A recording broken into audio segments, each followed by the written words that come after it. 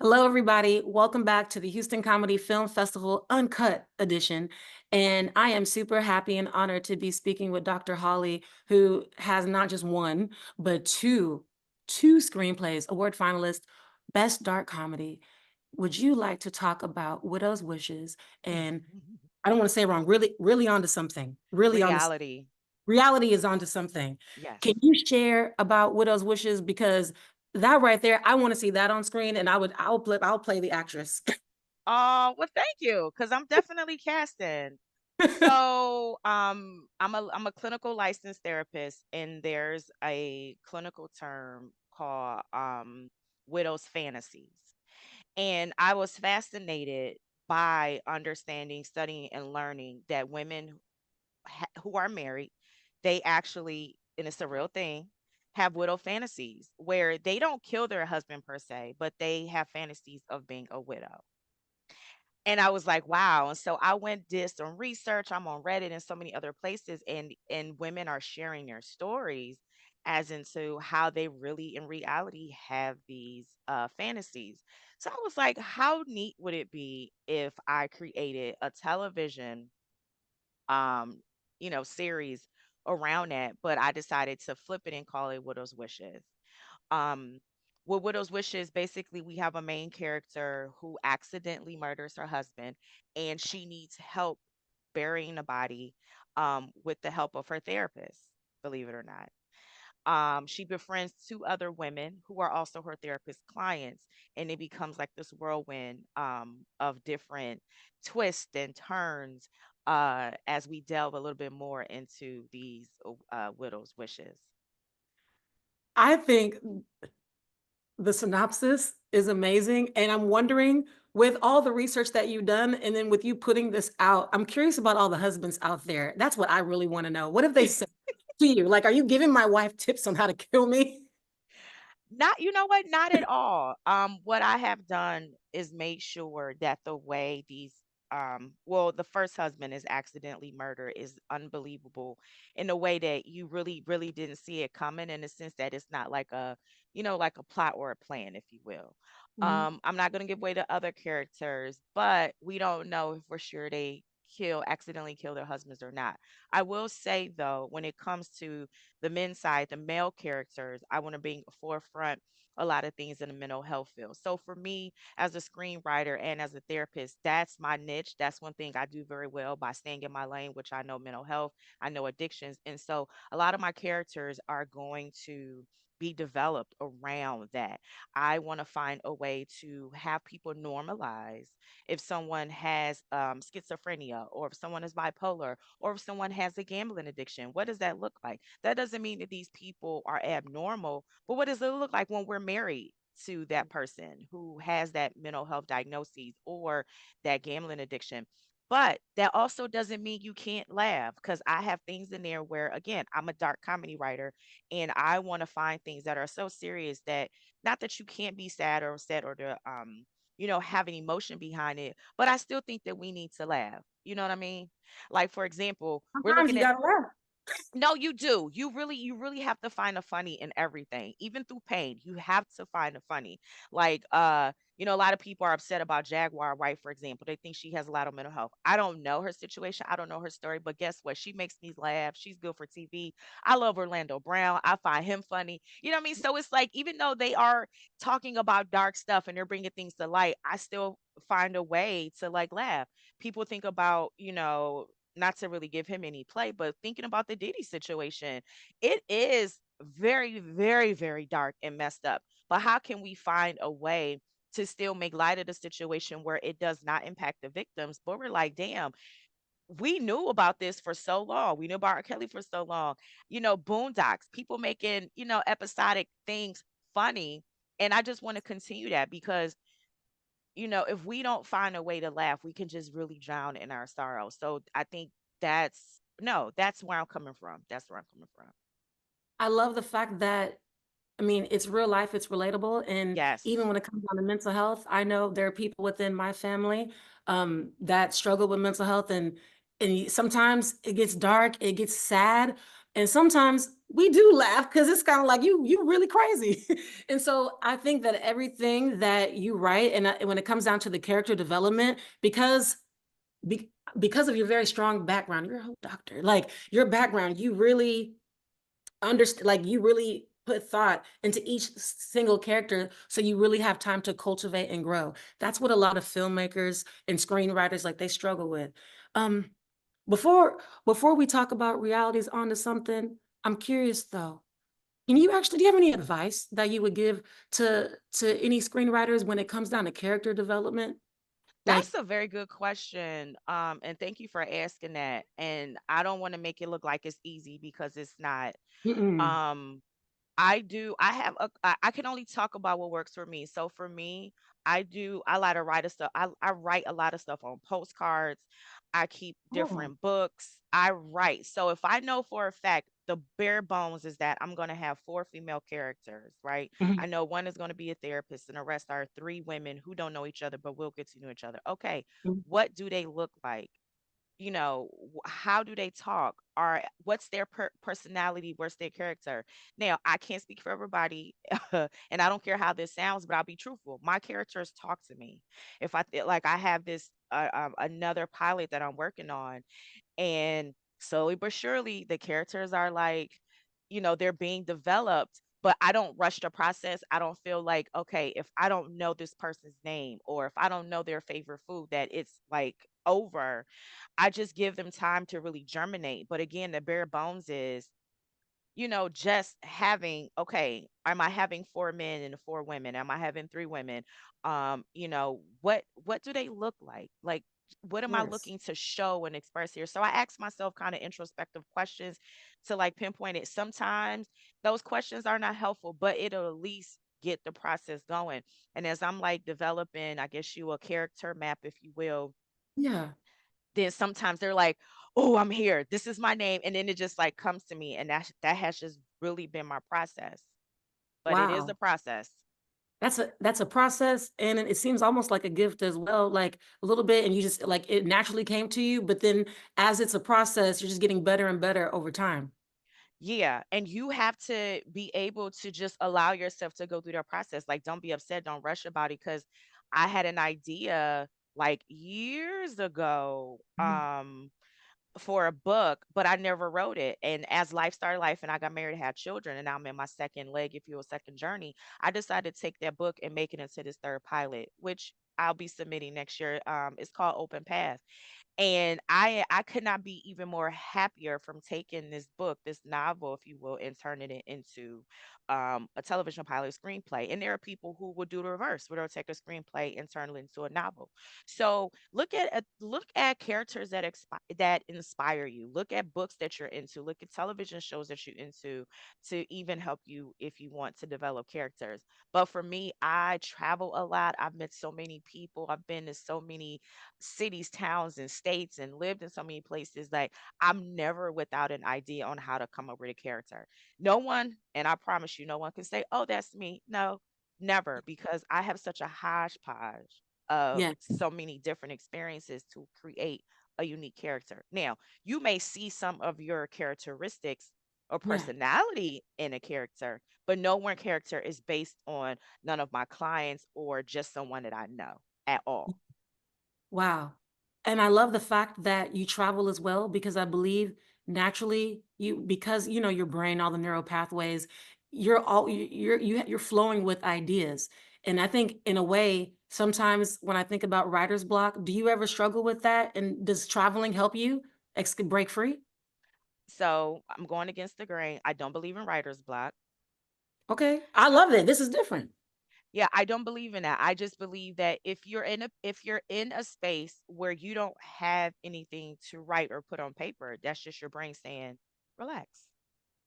It's just not time to push that thing out yet. Like, as women, if we're having babies, yeah, we ready to go. Like 34, listen, we ready to go, but that baby gonna come when it's gonna come. And it's the same thing with an idea, right? A book, a film. You can produce stuff and germinate things though those whole 8 months. But when Yeah. it's time for that thing to come, those ideas, they're gonna come. There's been times I have been on a plane and I'm like, "Oh shit." And then cuz I keep literally I keep a book with me and it's like, "Okay, I put that down." And I'll Right. come back to it months later and then it'll make sense. But I just don't believe in writer's block. I believe that's your brain telling you like, "Let's just take a woosah moment.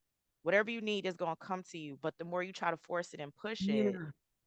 it's I don't think it's going to be natural. You know what I mean? I just don't believe that's a part of the process. So for me, if I quote unquote feel like I have writer's block or I can't produce something at the time, like you said, traveling, hanging out with like doing other things that you're connecting with the human experience that could easily probably put you right back to where you were, but enjoy that love, that downtime, because it's just not time to push out whatever it is that you need at that moment, that week, or even that month.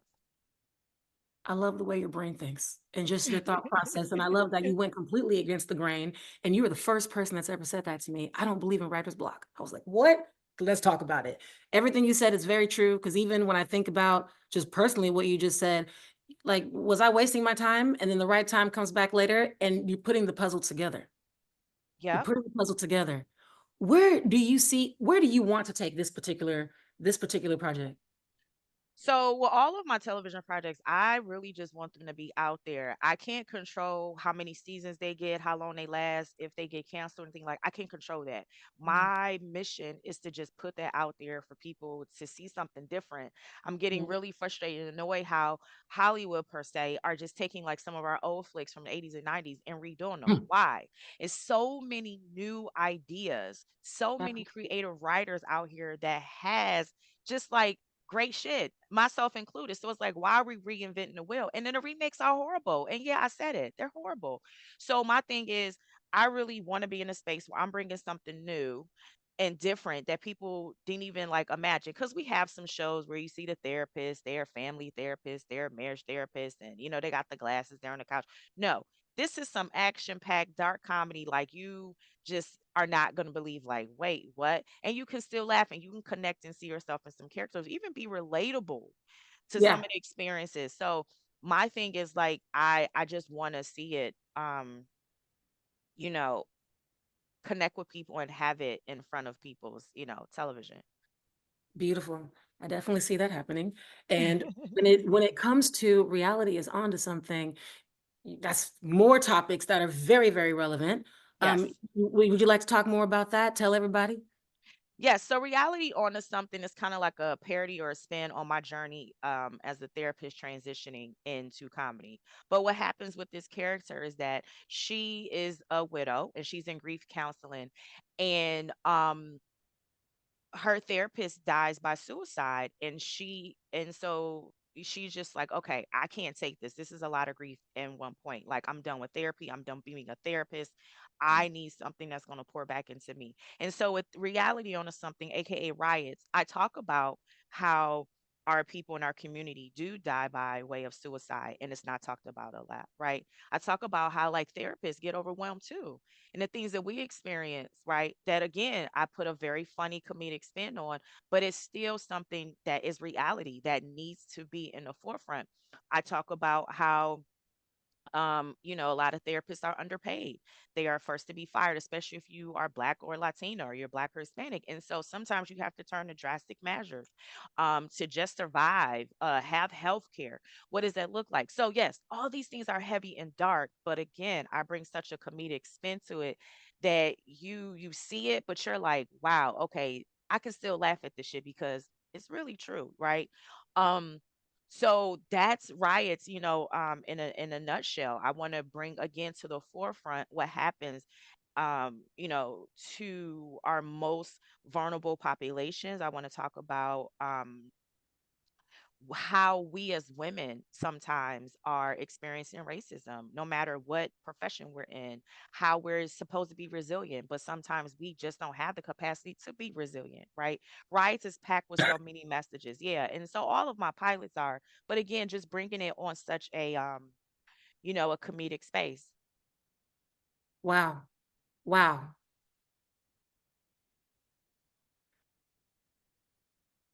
I'm gonna just keep saying wow.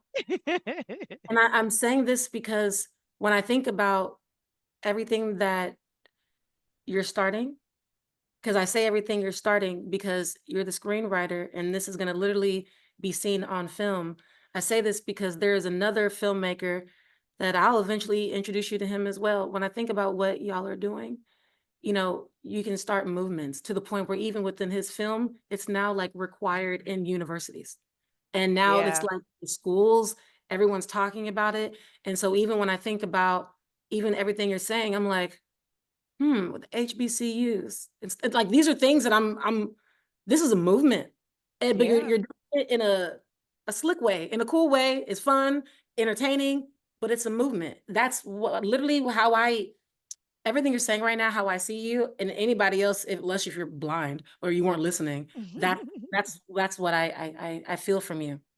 Yes, I appreciate that. I accept that. I'm putting it out there. Yes, letting it be a movement. Because a lot of times, if we're talking about breaking the stigma, I think everybody has a role to play. What I mean by everybody, I'm talking about professions. So, as an artist, as a screenwriter, as a comedian, I'm taking up the charge to make people laugh while highlighting and trying to break down the stigma behind mental health. And that's Exactly. and that's my charge. You know what I mean? And Yes. so having presented that, like you said, at HBCUs, which I would love because I attended HBCU, and being able to just be in spaces where not only we're talking to film students or screenwriting students, but to people who are going to school to take up these professions such as therapy or being a therapist. Like, what does this really look like? So yeah, I accept that. Thank you. For sure. We're gonna stay in contact. Don't worry. We're gonna stay in contact. Um, what was I gonna say to you? Oh, yes. Because because I'm obviously gonna talk about you to people. Can you tell me what because obviously, yes, you're gonna bring this to fruition, but as you know, it always takes a team. What Yes. are the types of people who are you looking to work with? What types of people do you like working with? I want you to please say that on camera for anybody that's paying attention and they're like, I am that person. I am that Okay. person. Okay. I'm looking for somebody who, and Adele Givens said it perfectly, which I love her. Shout out to Adele. I'm looking for somebody who's looking to contribute to the art versus getting something from it. And what I mean by that is you have a vision, or we may share a collective vision, and we're doing this because we are serving a greater purpose, a greater good. Now, that doesn't I don't want nobody to get it twisted. Yes, you should definitely get paid for your work. I'm not saying that. But I want the art, the love for the message, the story First. to come Yes. first. Because if you're motivated just by money only or status or awards or accolades, I Yeah. can't it won't flow with me, and it will Oh, be a bad connection. Yeah, because I'm really here to make good shit. You know what I mean? And I just want to connect with people who really just love the art and want to make good stuff. I know that sounds cliche-ish and that's very, no, generalizing, but if you you're will, you're but actually talking about real stuff, like life and death, real stuff. Without saying too much, even when you speak of, suicide, like I've lost people very extremely close to me, and my life hasn't been the same. And yeah. so everything you're saying, no, everything, no, keep going. Don't stop. Yeah, I think like you don't have to be a therapist, but you may have a connection, like you said, to having lost someone to suicide, or you may have a connection because you are bipolar and you want to help, create with me to bring more of it to life. Because again, I don't have that diagnoses, but I work with persons who do. So Mhm. my voice is even limited. But if I'm dealing and working with somebody who has that on set, the full on experience of that, how much richer could my story be? You know what I mean? So I'm always Exactly. looking for people who have that lived experience, who can enhance it, who can make it richer. I believe wholeheartedly in community collaboration and team. I don't think that without it, you can really go too far. Seriously. However, I want it to be the right team, the right people. You know what I mean? So we Absolutely. can all, shine together and really make some good shit. You're gonna make good shit, I promise. Man, Dr. Holly, I really appreciate you taking the time to speak with me. And I love the fact that you're combining your education, your expertise, into this comedy space. And I love that. I really love things with meaning. Like it's one thing to make people laugh, but I love how this is great. I'm just very, very happy very, very happy. Well, Thank you. thank you. I appreciate it. They say write what you know.